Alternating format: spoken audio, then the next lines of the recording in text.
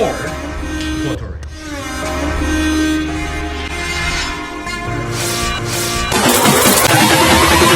Everybody jump!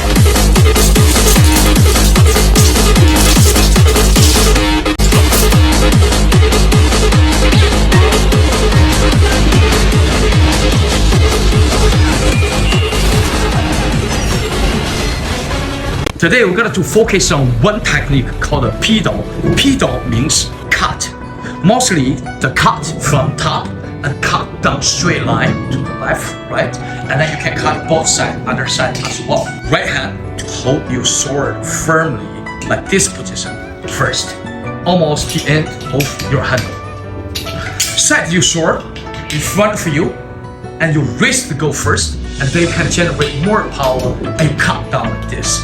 So if you go straight, doesn't have much more power. But this hand go, so much more speed and power. So we go cut and up, and cut right side. Very important, you got to try cut your line straight. So make a target firm. So cut the line straight and go all the way, go up on your head. So turbine, this is my target. You cut straight your left hand together. So cut 1, 2, 3, 4, 5, 6, 7, 8. Also your waist twist is important. Once you want to cut your line straight, you got to twist this way, side this way, so you can cut straight line and come back. And you cut this way, you're gonna twist your line this way.